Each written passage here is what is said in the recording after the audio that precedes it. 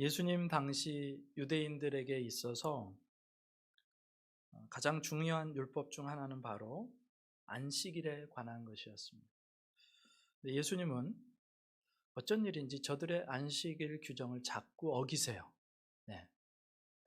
어떤 면에서 보면 예수님이 자꾸 유대교 지도자들에게, 종교 지도자들에게, 바리새인들에게, 사두개인들에게, 대제사장들에게 싸움을 거시는 것 같습니다. 안식일에 하지 말라는 막 병을 고치면서 내 아버지께서 일하시니 나도 일한다 이렇게 말씀하시고, 나는 아무것도 스스로 하지 않는다, 다 아버지께서 보내신 뜻대로만 할 뿐이다. 안식일을 어길 뿐만이 아니라 자신을 하나님의 아들이라고 하면서, 그 말은 곧 하나님이란 뜻이거든요. 유대에서 사람의 아들은 사람, 개의 아들은 강아지, 개, 하나님의 아들은 하나님이에요. 유대에서는 하나님의 아들은 하나님이란 뜻입니다. 계속해서 안식일을 범하죠. 그 다음에 자기를 하나님의 아들이라 칭하죠. 그러니까 종교 지도자들이 볼 때 눈에 가시 같은 존재가 바로 예수님이었습니다. 그래서 어느 순간부터 안식일을 자꾸 범하고 자기가 하나님의 아들이라 그러니까 저자를 죽여야겠다, 이게 종교 지도자들의 생각이에요. 오늘 우리가 읽은 본문 바로 앞에서도 예수님이 안식일을 범하세요. 38년 된 병자, 베데스다 연못가에 있던 그 38년 된 병자를 예수님께서 고쳐주세요. 유대인들의 생각은 그래요. 아니, 다른 날 많지 않느냐? 왜 꼭 하필 안식일이냐? 근데 예수님은 그러죠. 왜 안식일이 안 되냐? 왜 다른 날까지 기다려야 되느냐? 내가 고통받고 있는 나의 백성을 고친데 왜 다른 날까지 기다려야 되느냐? 안식일에 생명을 살리고 선한 일을 하는 것이 하나님의 뜻이다, 예수님의 생각이에요. 그렇게 하니까 이제 급기야 종교 지도자들과 유대인들이요, 예수님께 요구하는 거예요. 당신이 자꾸 하나님이라 그러고 안식일을 규정 깨고 당신의 가르침을 가르치는데 당신이 하나님께로부터 왔다는 증거를 한번 대보시오. 당신이 하나님께로부터 왔다는 증명을 한번 해보시오. 하나님이 보내셨다는 증거를 대시오. 물론 예수님께서 증거를 대셔도 유대인들은 안 믿을 거예요. 계속해서 거절할 겁니다. 그리고 마지막엔 십자가에 못 박을 건데, 그래도 예수님이요, 증거를 대세요. 왜냐하면 증거를 대지 못하시면 예수님은 아무런 근거 없이 안식일을 어긴 게 되고 아무런 근거 없이 하나님의 아들이라고 사칭한 것이 되니까 신성모독이 됩니다. 그래서 그런 모습 때문에 예수님이요, 분명히 저들에게 증거를 보여주세요. 그리고 오늘 본문은 바로 예수님이 하나님께서 보내신 하나님의 아들이고 메시아라는 증거를 몇 가지를 소개하고 있는데, 오늘은 그 몇 가지를 살펴보면서 은혜를 나누겠습니다. 예수님께서 가장 먼저 보여주신 증거는 뭐냐? 세례 요한의 증언입니다. 따라합시다. 세례 요한의 증언. 세례 요한의 증언. 네. 오늘 본문 33절에 이렇게 말씀해요.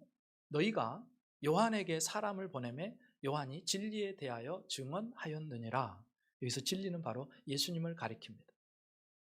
여러분, 세례 요한이 어떤 사람일까요? 예수님께서 십자가 지시기 위해서 예루살렘에 입성하셨을 때 성전에서 예수님과 종교 지도자들 간에 갑론을박이 있었습니다. 대화가 있어요. 토론과 논쟁이 있었습니다. 그 대화를 보면요, 당시 유대인들이 세례 요한을 얼마나 존귀하게 여겼는지를 알 수 있는데, 종교 지도자들이 묻습니다. 당신이 무슨 권위로 이런 일을 합니까? 무슨 이 권위를 준 사람이 누굽니까? 우리에게 밝히십시오. 그때 예수님께서 이렇게 되물으세요. 세례 요한의 세례가 하늘로부터냐 아니면 땅으로부터냐 사람으로부터냐? 이때 종교 지도자들이요, 대답을 꺼립니다. 왜냐하면 하늘로부터라고 하면 바로 그 세례 요한이 하나님께로부터 왔다고 너희들이 고백하면서 왜 세례 요한을 온전히 따르지 않았느냐? 그리고 세례 요한이 나를 가리켜서, 예수님을 가리켜서 하나님이 보내신 어린 양이라고 말하지 않았느냐? 하나님의 아들이라고 말하지 않았느냐? 그런데 왜 너희는 믿지 않느냐? 라고 반박을 당하게 됩니다. 그 다음에 사람으로부터라고 하면 바로 그 세례 요한을 백성들이 하나님의 참 선지자로 여기고 있었기 때문에 그런 얘기를 하면요, 백성들에게 당장 돌 맞아 죽습니다. 그러니까 이렇게 말하지도 못하고 저러지도 못하고, 그래서 얼버무리죠. 우리는 알지 못한다. 얼버무리고 끝납니다. 그러니까 이미 이제 죽었지만 세례 요한은 당시 백성들에게 엄청난 존경과 기대를 받던 사람이에요. 우리가 방금 읽었던 33절은요, 바로 그 세례 요한의 증언을 이야기하는 장면입니다. 요한복음 1장 19절부터 20절에 보면요, 사람들이 세례 요한에게 사람을 보내가지고, 지도자들이 보내가지고 너는 누구냐라고 물어요. 이렇게 나옵니다. 유대인들이 예루살렘에서 제사장들과 레위인들을 요한에게 보내요. 내가 누구냐 물을 때 요한의 증언이 이러하니라.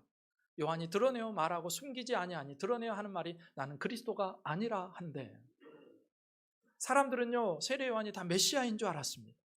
이스라엘 구원할 자라고 생각했어요. 그래서 사람들이 보냅니다. 묻습니다. 당신이 바로 그 하나님이 약속하신 메시아입니까? 아니다. 나는 메시아가 아니고 메시아가 오는 길을 예비하라고 보낸 광야에서 외치는 자의 소리다. 나는 소리다. 나는 등불이다.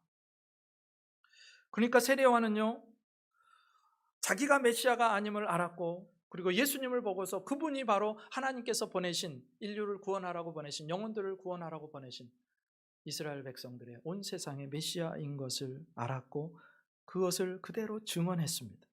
그러니까 세례 요한이 살았을 때 계속해서 이야기하는 거예요. 그리고 종교 지도자들도 유대인들도 다 그것을 들었습니다. 예수님이 바로 하나님의 어린 양이라는 사실을 알고 있었어요. 물론 세례 요한이요, 예수님을 하나님의 아들 메시아라고 증언한다고 예수님이 메시아가 되고, 증언하지 않는다고 메시아가 안 되는 것도 아닙니다. 예수님은요, 사람의 증언에 따라 왔다 갔다 하시는 분이 아니세요. 그분은 누구의 증언이 있든 없든 하나님이 보내신 메시아가 맞습니다. 그런데 그분이 굳이 사람의 증언을 필요로 하는 이유가 뭐냐? 그 이유가 34절에 나와요.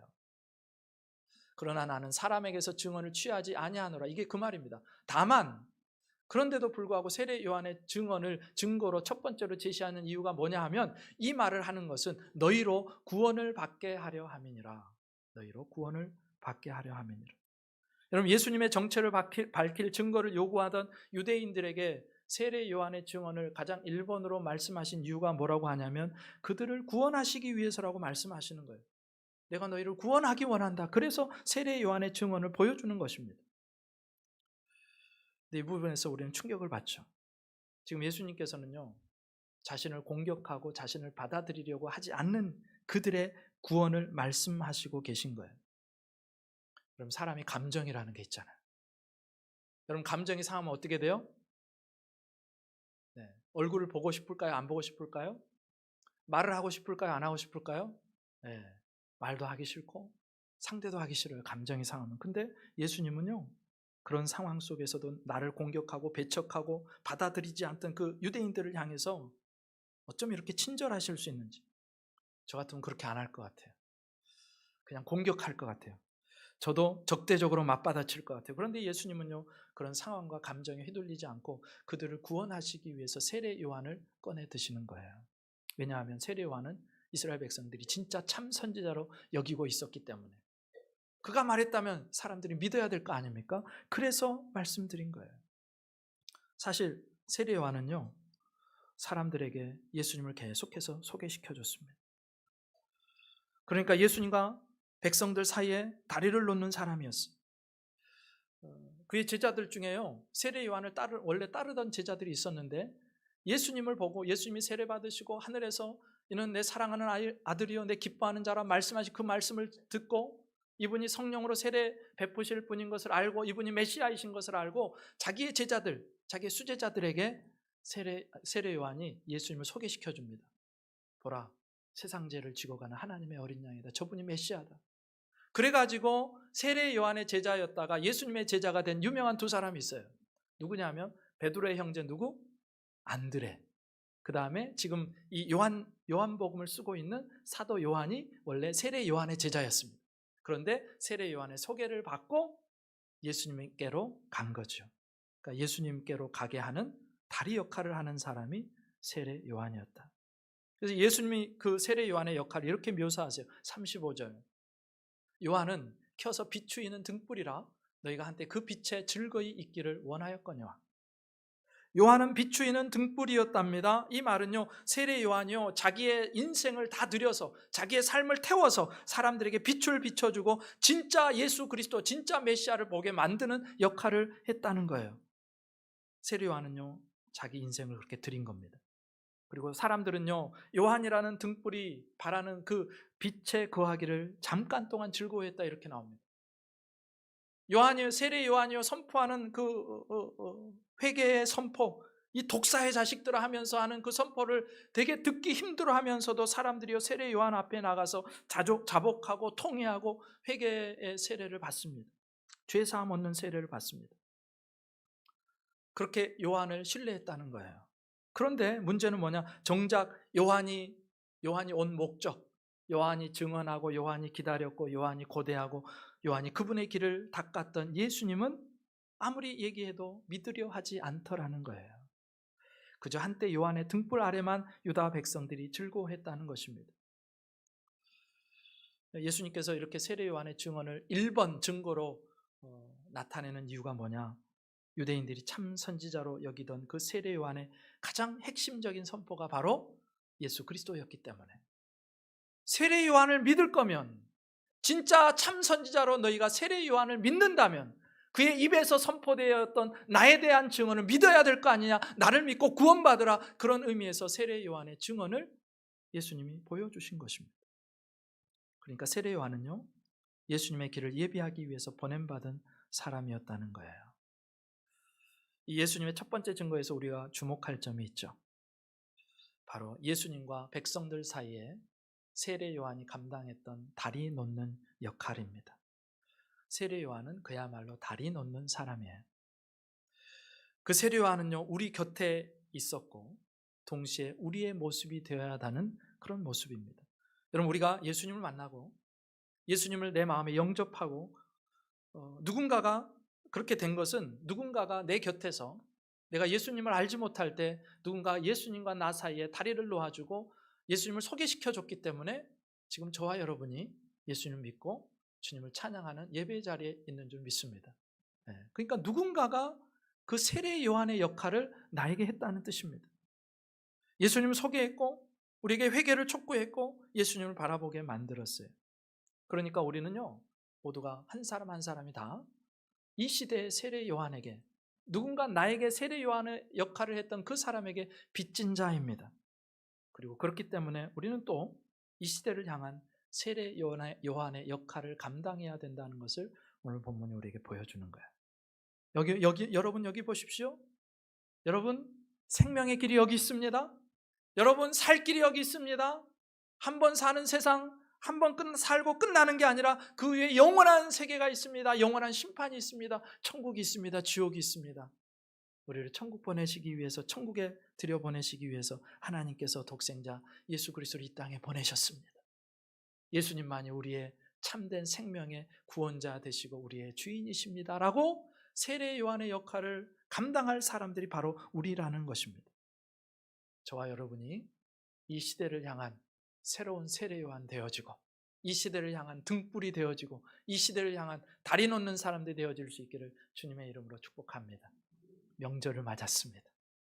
많은 분들을 방문하게 될 겁니다. 일가 친척들을 만나게 될 겁니다. 우리 예수 그리스도를 소개하는 절호의 기회입니다. 기도하시고 예수님을 소개하고 예수님께 다리 놓는 우리 모두가 될 수 있기를 주님의 이름으로 축복합니다. 두 번째, 예수님께서 자신이 하나님의 아들, 하나님께로부터 보냄받은 분이라는 것을 증거하는 두 번째 증거가 뭐냐?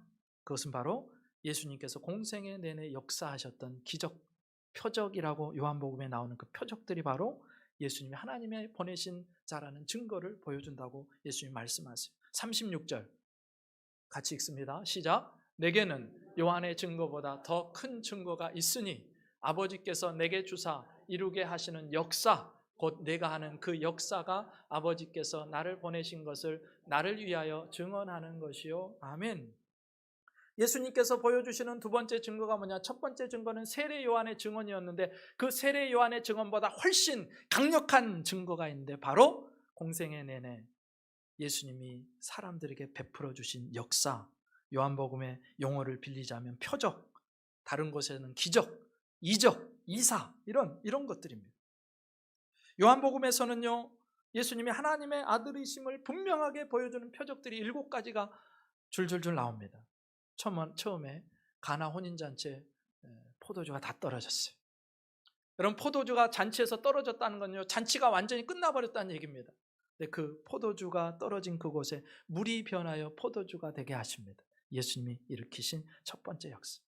그 다음에 왕의 신하의 아들을 고쳐주시고요, 오늘 보면 바로 앞부분에 38년 동안 베데스다 연못가를 지키고 있는 그 연못가에 물이 동하면요, 천사가 와서 막 그 물을 동해서 그때 제일 먼저 들어가는 사람이 낫는다더라. 수많은 사람들이 그 38년 몇십 년 동안 그렇게 있었는데 그곳에 38년 동안 아무도 나를 도와주는 이가 없는, 물이 동할 때 나를 넣어줄 리가 없는, 아무런 소망도 없이 앞으로 몇 년을 그렇게 더 지내야 될지 모르는 그 38년 된 병자를 주님이 찾아오셔서 그걸 고쳐주셨어요. 두 번, 세 번째, 네 번째이죠. 다섯 번째, 오병이어이죠. 물고기 2마리와 보리떡 5개를 가지고 5,000명, 남성 장정만 5,000명을 먹이시는 이적을 베푸십니다. 표적을 베푸세요. 그 다음에 예수님이요, 물 위를 걸어오세요. 그 다음에 소경의 눈을 뜨게 하십니다. 죽은 나사로, 죽은 사람을 나흘 만에 살려내시는 놀라운 표적을 보여주십니다. 여러분, 이 표적들을 하나하나 살펴보면요, 이거는 인간의 능력을 할 수 있는 일이 아니에요. 하나님께서 천지를 창조하신 이래로 어떤 인간도 이런 일을 해본 적이 없습니다. 누구도 이런 기적을, 표적을 경험한 적이 없어요. 그런데 하나님은요, 이거를 구약 성경에서부터 계속해서 예언해 주셨어요. 메시아가 오면 이런 일이 일어날 거다.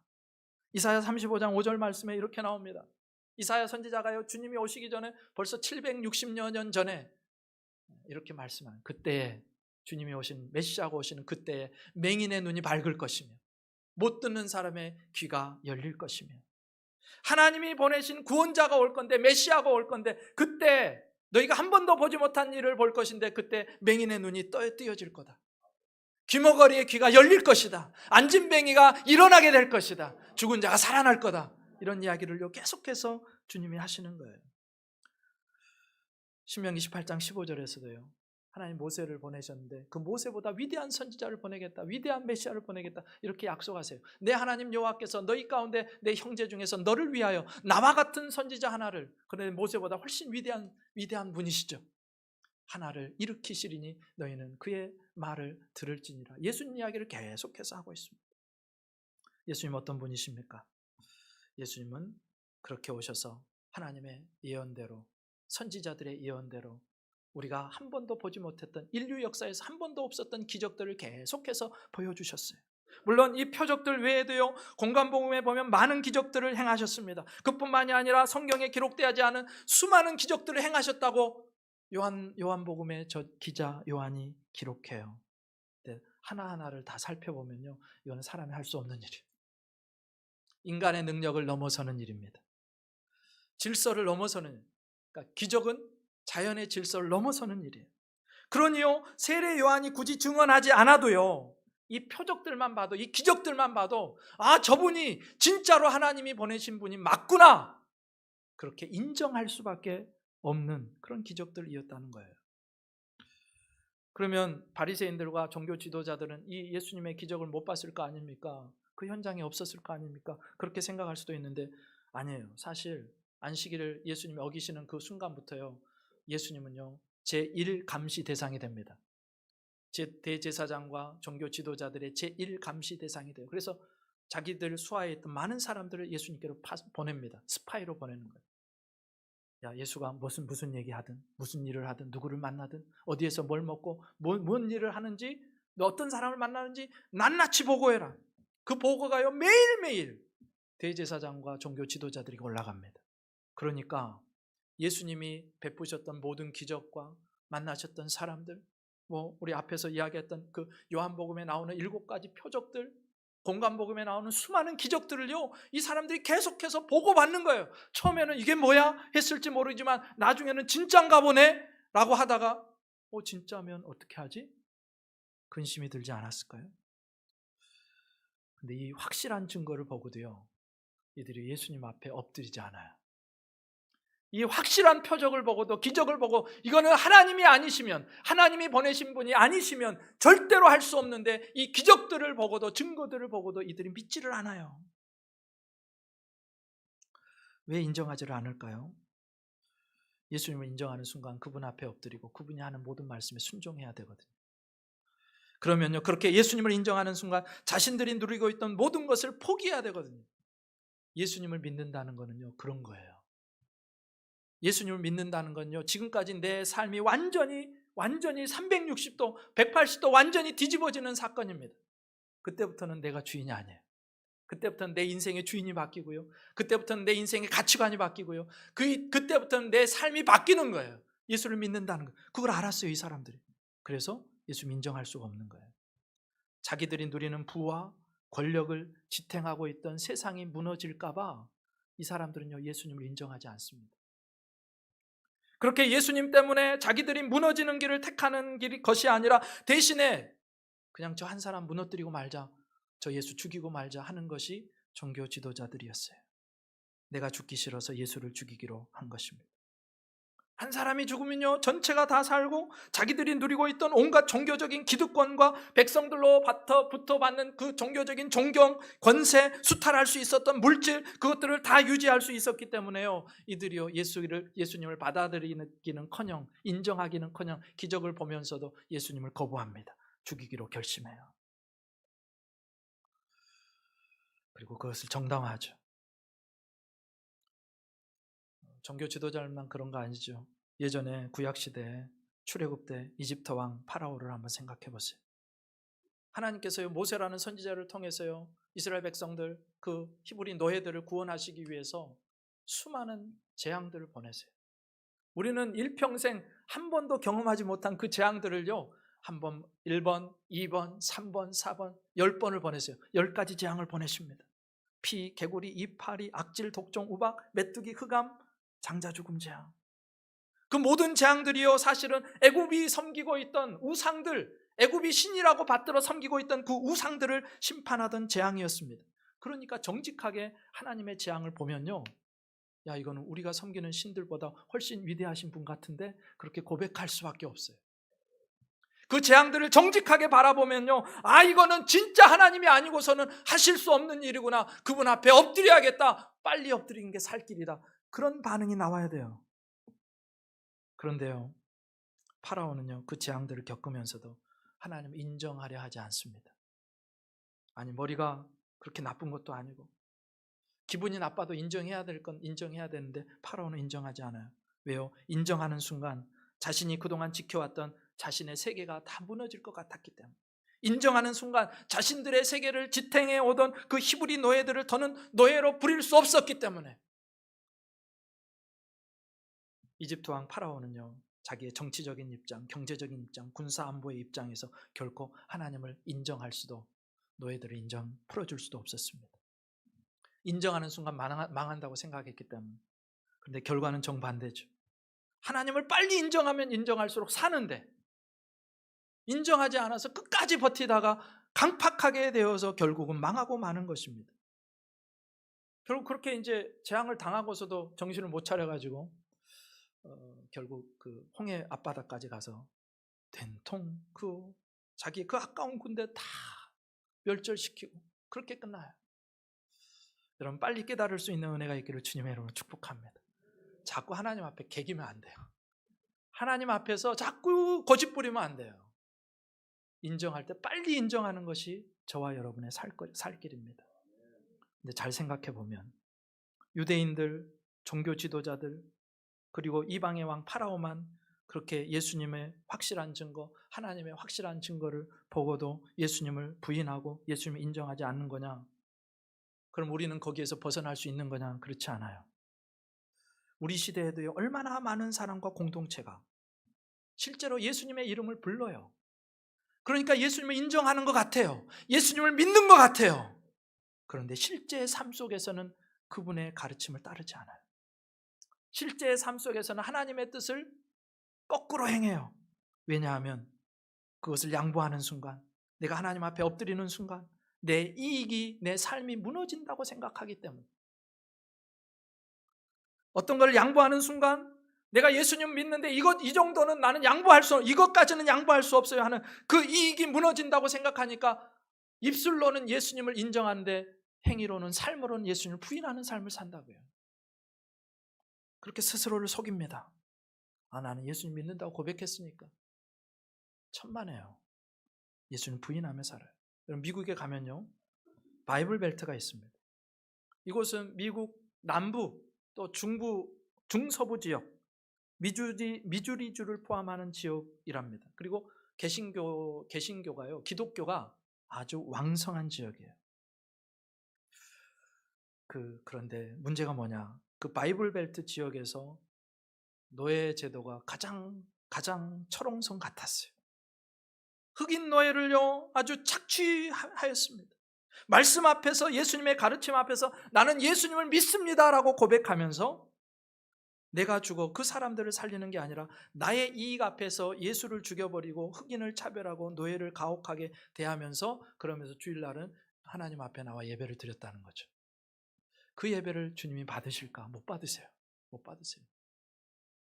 남아프리카 공화국의 백인들이요, 성경을 근거로, 그것도 성경을 근거로 흑인들을 짐승 취급합니다. 그러면서 하나님의 사랑을 찬양한대요. 이게 말입니까? 뭡니까? 그들의 성경은 우리와 다른 거예요? 그들이 섬기는 하나님은, 그들이 섬기는 예수님은 우리와 다른 분이십니까? 아니죠. 다른 게 있다면 그들은 자신들의 이익과 부와 권력 때문에 순간마다 예수님을 인정하는 것 같지만 순간마다 예수님을 부인하고 거부하는 거예요. 예수님이 분명히 주님이신데도 불구하고 그 주님 앞에 엎드리지를 않는다는 것입니다. 여러분, 예수님의 표적은요, 예수님이 하나님의 아들이심을 첫 번째 증거보다 훨씬 더 크게 말해주는 증거입니다. 이걸 보고도 믿지 않은 답이 없어요. 답이. 그런데 더 큰 문제는 예수님을 믿는다고 하면서도 순간순간 내 이익 앞에서, 내 철옹성 앞에서, 내가 쌓아놓은 바벨탑 앞에서 그 예수님을 부인하는 우리들의 모습이 아닌지, 나의 어떤 이익을 대변한다고 생각하면 주님의 말씀을 언제든지 헌신짝 버리듯이 버리면서 예수님을 나는 그래도 믿는다고 고백하고 있지는 않은지 우리 자신을 살펴볼 요량입니다. 그 종교 지도자들 매일매일 보고를 받고 기적을 보고를 받고 표적을 보고를 받으면서도 그 예수님 앞에 엎드리지 않았고 예수님을 부정했던 그들과 우리가 뭐가 다르냐, 그것입니다. 그 다음, 예수님께서 하나님으로부터 온 하나님의 아들이라는 증거를 보여준 세 번째 증거가 뭐냐? 바로 하나님 아버지의 증언입니다. 이건 어떤 것과도 비교해도 이건 그 비교가 안 되는 증언이에요. 확실한 증언. 왜냐하면 하나님이 인정하는 거니까. 37절에 이렇게 나와요. 오늘 본문 첫 부분에 이렇게 나오죠. 또한 나를 보내신 아버지께서 친히 나를 위하여 증언하셨느니라. 복음서에 보면요, 하나님께서 예수님을 가리켜 친히 당신의 아들이고 그리스도임을 증거해 주신 본문들이 나오죠. 그 첫 번째 본문이 바로 마태복음 3장 16절 17절에 이렇게 나옵니다. 같이 한번 읽어볼까요? 시작. 예수께서 세례를 받으시고 곤물에서 올라오실새 하늘이 열리고 하나님의 성령이 비둘기같이 내려 자기 위에 임하심을 보시더니 하늘로부터 소리가 있어 말씀하시되 이는 내 사랑하는 아들이요 내 기뻐하는 자라 하시니라. 아멘. 예수님이 세례 받으시고 물 위로 올라오실 때 하늘에서부터 하나님이 성부께서 말씀하세요. 성령께서 비둘기처럼 임하시고 성부께서는 이는 내 사랑하는 아들이요 내 기뻐하는 자라 음성으로 친히 증언해 주셨다는 거예요. 두 번째가 있습니다. 마태복음 17장에 보면요, 예수님에 대한 하나님의 증언이 나와 있는데 마태복음 17장 5절에 이렇게 나와요. 말할 때 호련히 빛난 구름이 그들을 덮으며, 그들은요 베드로와 야고보와 요한 세 제자와 함께 변화산에 올라갔잖아요. 그들을 덮으며 구름 속에서 소리가 나서 이르시되 이는 내 사랑하는 아들이요 내 기뻐하는 자니 너희는 그의 말을 들으라 하시는지라. 이때 베드로가요 그 황홀한 광경, 예수님이 영광스럽게 변하시고 그 옷이요 이 인간 세계에서 빨래하는 자가 그렇게 희게 할 수 없을 만큼 휘어져 가지고 광채가 나니까 그 영광을 보고 또 모세와 엘리야가 와서 예수님과 대하는 모습을 보면서 베드로가 내려가기 싫은 거예요. 주님, 우리 여기에 있고 싶습니다. 그때 하나님이 나타나셔서 말씀하신 말씀, 이는 내 사랑하는 아들이요 내 기뻐하는 자니 너희는 그의 말을 들으라. 네. 여러분, 그런데 이 강력한 증거를, 하나님이 진짜 말씀하신 그 증거를 유대인들은 받아들이지를 못해요. 왜 그런지 아세요? 그들이 영적으로 무능력했기 때문에. 오늘 보면 37절, 38절, 37절 하반절부터 이렇게 나와요. 네, 한 칸 넘어가면 있을 겁니다. 네, 한 번 더 넘어가시죠. 예. 너희는 아무 때에도 그 음성을 듣지 못하여. 유대인들이요, 하나님의 백성들이라고 자칭하는 유대인들이요, 하나님의 음성을 못 들었대요. 영적으로 귀가 먹은 거예요. 그 형상을 보지 못했대요. 하나님 보지 못한다. 그 말씀이 너희 속에 거하지 아니. 아니, 하나님의 말씀을 얼마나 열심히 연구하는 사람들인데 그들을 향해서 주님이요, 네 안에 하나님의 말씀이 없다, 성경이 없다, 그렇게 하시는 거예요. 여러분, 아무 때에도 나오잖아요. 37절에 아무 때에도. 이 말은요, 일찍이 한 번도라는 뜻입니다. 그러니까 이 사람들은요, 일찍이 한 번도 하나님의 음성을 들은 적이 없어요. 한 번도 주님의 말씀을 품어본 적이 없어요. 아니, 그렇게 말씀을 많이 읽고 율법도 주시고 했는데 왜 이렇게 말씀하실까? 듣기는 들어도 알아듣지를 못한다는 거예요. 하나님이 보여주셔도 보지를 못한다는 거예요. 그들이 영적으로 기머거리였고, 영적으로 맹인이었고, 영적으로 그 말씀을 품을 수 없는 자들이었다는 뜻입니다.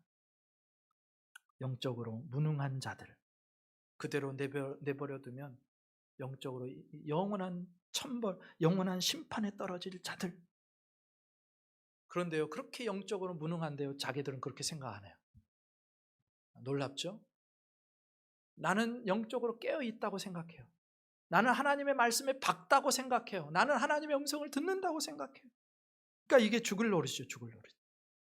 자신들의 상태가 얼마나 가련하고 불쌍하고 가난하고 헐벗었는지를 몰라요, 이 사람들이. 왜냐하면 자기가 종교의 그 피라미드의 가장 꼭대기에 있기 때문에. 나는 하나님을 잘 섬긴다고 생각하는데요, 그런데 하나님이 보시는 그들의 모습이 달랐다고요. 영적으로 무뎌져 있어요. 보지를 못해요. 그러니까 그 피라미드의 꼭대기에서 누릴 거 다 누리면서 사람들에게 존경받죠, 영광받죠, 박수받죠, 환호받죠. 그러면서 사람들이 만들어낸 잉여들을 다 자기들이 착취하죠. 부족한 게 없거든요.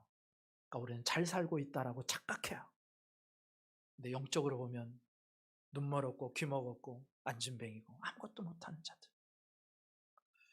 여러분, 영적으로 눈이 멀고 영적으로 귀가 닫히면요, 주님이 아무리 말씀을 주셔도, 하나님이 말씀하셔도 못 알아듣는 거예요. 못 알아듣는 거예요.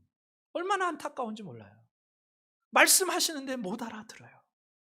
그러면서 착각은 자유. 나는 잘 듣고 있다, 나는 잘 보고 있다, 나는 말씀을 잘 품고 있다, 그렇게 자기를 오판한다고요. 근데 그들만 그래요? 진짜로 그들만 그럴까요?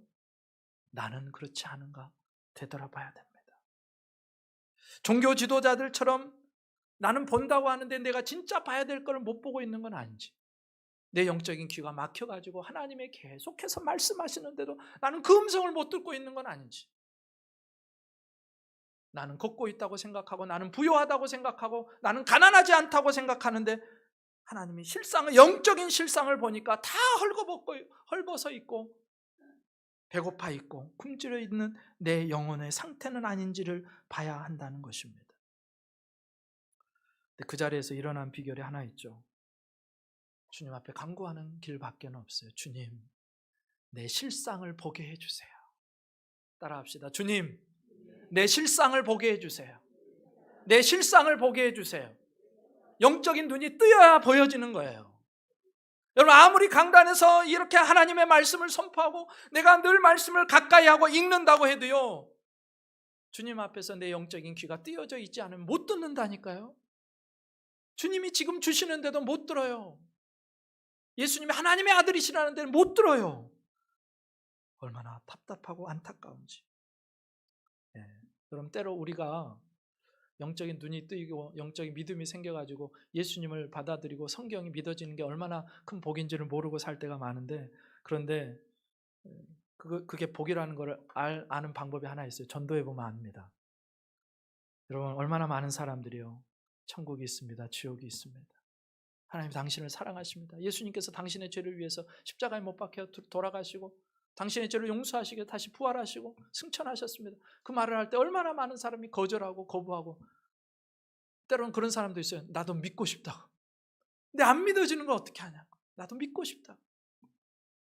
죽으면 끝이지. 여러분, 혹시 그런 생각 하시는 분 계세요? 죽으면 끝이지. 네, 죽으면 끝이 아니에요. 근데 그 뒤가 안 믿어지는 거예요. 영원한 천국, 새하늘과 새 땅, 영원한 불모 심판이 안 믿어지는 거예요. 그러니까 우리가 믿음이 있다, 내가 예수님을 믿고 있다, 하나님의 말씀이 있는 그대로 내가 받아들인다 하면 얼마나 우리가 하나님의 큰 기적 가운데 있는지 몰라요. 영적인 눈을 띄워주신 거잖아요. 그때 예수님 당시에 종교 지도자들 그 눈이 안 띄었다니까요. 보지를 못했다니까요. 예. 명백한 증거를 보여줘도 못 믿는 세대 앞에서 우리에게 믿음이 있다는 것이 얼마나 감사한지 하나님께 감사할 수 있기를 주님의 이름으로 축복합니다. 마지막 네 번째, 예수님께서 마지막으로 보여주시는 증거는 바로 성경입니다. 성경. 39절 40절에 이렇게 나와요. 같이 읽습니다. 시작. 너희가 성경에서 영생을 얻는 줄 생각하고 성경을 연구하거니와 이 성경이 곧 내게 대하여 증언하는 것이니라. 그러나 너희가 영생을 얻기 위하여 내게 오기를 원하지 아니하는도다. 아멘. 예수님께서 자신을 증명하시고 증거를 대시는데 첫 번째가 뭐였죠? 세례 요한의 증언이었고, 두 번째가 뭐였죠? 예수님이 베푸신 기적 표적이었고, 세 번째가 하나님의 직접적인 증언이었고, 마지막 네 번째가 성경입니다. 이 성경은요, 당시에 유대인들이 가지고 있던 구약 성경을 가리킵니다. 아직 신약이 안 나와 있던 때. 그런데 사실 구약 성경은 어떤 성경입니까? 어떤 성격을 갖고 있습니까? 오실 예수님에 대해서 계속해서 기록하고 있어요. 구약은 오실 예수님, 신약은 오신 예수님, 다시 오실 예수님. 누가복음 24장 27절에요, 예수님이 이것을 분명하게 말씀하십니다. 이에 모세와 모든 선지자의 글로 시작하여 모든 성경에 쓴 바 자기에 관한 것을 자세히 설명하시니라. 누구에 관한 것을? 예수님 자신에 관한 것. 그러니까 모든 구약 성경 안에요, 예수님을 다 가리키고 있다는 거예요. 그러니까 성경을 제대로 읽으면 어떻게 돼요? 예수님을 보게 되어 있습니다. 발견하게 되어 있어요. 예수님을 가리키고 있기 때문에. 여러분, 창세기 12장에요, 아브라함에게 약속하신 복이 나와요. 거기 12장 3절에 이렇게 나오죠. 너를 축복하는 자에게 내가 복을 내리고 너를 저주하는 자에게 내가 저주하리니 땅의 모든 족속이 너로 말미암아 복을 얻을 것이라 하신지라. 아니, 어떻게 땅의 모든 족속이 복을 받아요? 아브라함 한 사람 때문에. 예수님 얘기하고 있는 거잖아요. 아브라함의 후손으로 오실 예수 그리스도, 그분이 십자가에 달려 죽으시고 부활하시고 승천하시고, 그래서 그분을 믿는 자마다 영생을 얻게 하는 복을 얻게 하시겠다고 약속하셨고, 예수 그리스도는 그 성취가 되시는 분이라는 거예요. 여러분, 이사야 35장 5절 6절에도 이렇게 나와 있잖아요. 그때 맹인의 눈이 밝을 것이며 못 듣는 사람의 귀가 열릴 것이고, 그때 저는 자는 사슴같이 뛸 것이며 말 못하는 자의 혀는 노래하니 이는 광야에서 물이 솟겠고 사막에서 시내가 흐를 것임이라. 예수님 얘기하고 있는 거예요. 여러분, 혹시 사막 같은 세월을 보내고 계십니까? 혹시 내가 광야 한복판에 서 있다고 생각하는 분들이 계십니까? 예수님을 초대하십시오. 거기에 물이 솟아날 것이고 그 사막에서 시내가 흐를 줄 믿습니다. 예수님 이야기하고 있어요. 구약이요, 전부 다 예수님 이야기하고 있어요. 심지어 예수님이 메시아가 어디로 오실 것인가까지 다 얘기하고 있어요. 미가서 5장 2절. 베들레헴 에브라다야, 너는 유다 족속 중에 작을지라도 이스라엘 다스릴 자가 내게서 내게로 나올 것이라. 그의 근본은 상고의 영원에 있느니라. 이분이 누구세요? 예수 그리스도, 이위 되신 하나님 성자 예수 그리스도, 그분이 베들레헴으로 오신다는 얘기예요. 그 다음에 시편에도 2편 7절에 이렇게 나와요. 내가 여호와의 명령을 전하노라. 여호와께서 내게 이르시되 너는 내 아들이라. 오늘 내가 너를 낳았도다. 주님을 바라보시면서 하시는 말씀이에요. 그러니까 모세오경, 역사서, 시가서, 선지서 할 거 없이 모두가 다 예수님을 가리키고 있어요. 구약 성경은 다 그래요. 그런데 그 구약 성경의 전문가라고 하는 사람들, 당시의 종교 지도자들, 바리새인들, 서기관들, 어떻게 성경을 그렇게 잘 안다고 하는데, 어떻게 그렇게 성경의 전문가라고 하는데 그 예수님을 몰라볼 수가 있는가? 아니, 예수님 왜 인정하지 않을까? 사실 유대인들이요, 성경 말씀은 진심인 자들이죠. 어린 자녀들이요, 성인식? 그 성인식을 치를 때 모세오경을 다 암송합니다. 그게 유대인들이요. 그 정도가 아니에요. 적지 않은 랍비들이요, 대부분의 랍비들이요, 구약 성경 전체를 창세기 1장 1절 베레시트 바라 엘로힘 에타 샤마이 베타 아레츠, 거기서부터 시작해서 말라기 마지막 절까지 싹 해버려요. 암송해요. 줄줄줄. 이게 유대인들이에요. 이게 랍비들이에요. 바울 같은 경우를 보세요. 그가 13권의 서신서를 썼는데요, 그의 서신서에 보면요, 구약 성경이 아주 엄청나게 인용되어 있습니다. 자유자재로 구약을 인용해요. 왜요? 바울이요, 그 랍비였던 바울이 구약을 다 암송하고 있었기 때문에 이게 가능한 거예요. 근데 그렇게 말씀을 연구하고 암송하고 어떻게 해서든 말씀 속에서 영생의 길을 발견하고자 했던 그들이 왜 예수님을 인정하지 않았느냐는 거예요. 왜 예수님이 하시는 모든 일을 보면 구약에 다 나와 있는 일인데 왜 인정하지 않았냐는 거예요. 심지어요, 페르시아에서 예수님이 나실 때, 탄생하실 때 페르시아에서 동방박사들이 옵니다. 수천 킬로미터가 걸려요. 유대인의 왕으로 오신 그분이 어디 계십니까? 헤롯 왕궁에 가서 이 일을 알렸더니 난리가 났죠. 율법학자들을 부릅니다. 도대체 메시아가 어디서 나오는 거냐? 맞습니다. 베들레헴에서 나옵니다. 유대 땅 베들레헴입니다. 그렇게 해서 동방박사들이요, 베들레헴으로 찾아가고 예수님께 찾아가서 경배하고 예물을 드리죠. 근데 충격적인 일이 뭔지 아세요? 와, 메시아가 왔다는데 그 소식을 듣고도 베들레헴에 오실 것을 알면서도 단 한 사람 종교 지도자들이, 서기관이, 대제사장이, 그리고 바리새인들이 거기에 갔다는 소식이 하나도 없어요. 아니, 거짓말이라도 그들이 메시아를 기다리고 대망하고 또 기다렸다면 가야 될 거 아니에요. 한번 확인을 해봐야 될 거 아니에요. 그런데 안 가요. 왜요? 그들은 진짜로 메시아를 기다리고 있지 않았습니다. 성경을 그렇게 연구하면서 메시아를 보내신다는 하나님의 말씀을 알고 있는데 고대하고 기다리면요, 거짓말이라도 한번 가보죠. 확인해 볼 양으로. 그런데 안 가요. 왜냐하면 기다리고 있지 않았기 때문에. 여러분, 왜 그런지 아세요? 그들은 메시아가 필요하지 않았거든요. 그들은 잘 나가고 있었거든요. 종교 권력의 최고의 피라미드 높은 곳에서 자기들은 다 누리고 있었거든요. 그러니까 예수님 필요 안 한 거죠. 우리 독립 필요 없어. 저들과 잘 짝짝꿍해서 잘 붙어 먹어서 우리가 우리 권력과 우리의 돈만 유지하면 돼. 상관이 없었어요. 게다가 그들의 성경 연구는요, 핵심을 짚는 연구가 아니라 자꾸 주변적인 것들에 대해서 관심을 가져요. 율법, 성경 연구는 사랑하는데 하나님은 사랑하지를 않아요. 그러니까 사랑하지 않으니까요, 진심을 몰라요. 사랑하면요, 진심이 느껴지거든요. 말씀을 볼 때요, 하나님을 사랑하면요, 하나님의 진심이 오는 거예요. 근데 이들은 아무리 성경을 봐도 암송할 정도로, 창세기부터 말라기까지 다 암송할 정도로 성경을 봤는데 하나님의 진심을 알 수가 없는 거예요. 그래서 정신 나간 짓을 합니다. 어떤 짓을 해요? 이제 율법이 있는데 그 율법을 어떻게 지킬 건가, 세부상, 안식일 같은 경우에요, 39가지 카테고리를 만듭니다. 그리고 39가지 밑에 수백 가지 또 그 작은 카테고리를 만들어서 안식일은 이렇게 지켜야 돼. 사람들 막 옴짝달싹 못하게 올가매요. 그리고 그거 알지도 못하는 일반 백성들 다 어기고 있어요. 안식일이 뭔데요? 하나님께서 이스라엘 백성을 애굽에서 출애굽시켜가지고 자유와 기쁨을 주고 생명을 준 날이니까 안식해라 하셨습니다. 생명을 더 풍성케 하라, 생명을 살려라, 선한 일을 하라. 이게 안식이에요. 근데 그들은요, 자기들이 그렇게 연구해가지고 사람들을 더 올가매요. 힘들게 해요. 그러면서 자기들은 이만큼 우리는 알고 있어. 뻑이고요, 사람들에게 존경받고요, 그것 때문에 그 세상의 영광을 자랑하고요. 정반대로 가는 거죠.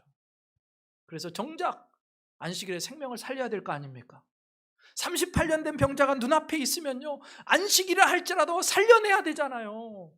물에 빠져 죽어가고 있으면 살려내야 되잖아요. 그런데 안식일 타령하고 있어요. 안식일에 움직이면 안 되는데 그거 사람 들면 일하는 건데 하나님 일하지 말라고 해요. 그딴 소리를 하고 있어요. 하나님의 정신은 모르고 율법에 새겨져 있는 하나님의 사랑의 마음, 그 정신은 다 놓쳐버리고 쓸데없는 것만 붙들고 씨름하고, 그래가지고 랍비 되고, 랍비라고 칭함을 받고 사람들이 막 칭찬하고 좋아하고. 야, 여러분, 우리가 말씀 앞에 설 때요, 성경을 읽을 때요, 주님을 사랑하는 마음으로 읽지 않으면 우리도 랍비들과 똑같아질 수 있다니까요. 진짜를 못 보고 주변적인 것만 보면서 살아갈 수가 있다는 거예요. 그럼 저와 여러분, 하나님을 뜨겁게 사랑해야 하는 줄 믿습니다. 네, 사랑함으로 말씀도 읽고요, 사랑함으로 순종하는 거고요, 사랑함으로 주님 뜻대로 살 수 있는 것입니다. 여러분, 누군가를 사랑하기 시작하면요, 우리 안에 일어나는 일이 있잖아요. 내 사랑이 너무 작게 느껴지는 거예요. 주님을 향한 내 사랑이 작게 느껴져. 뭔가 더 드리고 싶고, 뭔가 주님께 더 보탬이 되고 싶고, 뭔가를 하고 싶은데 주님, 내가 이렇게 부족합니다, 연약합니다. 하나님 사랑한다는 거 그런 거 아닐까요?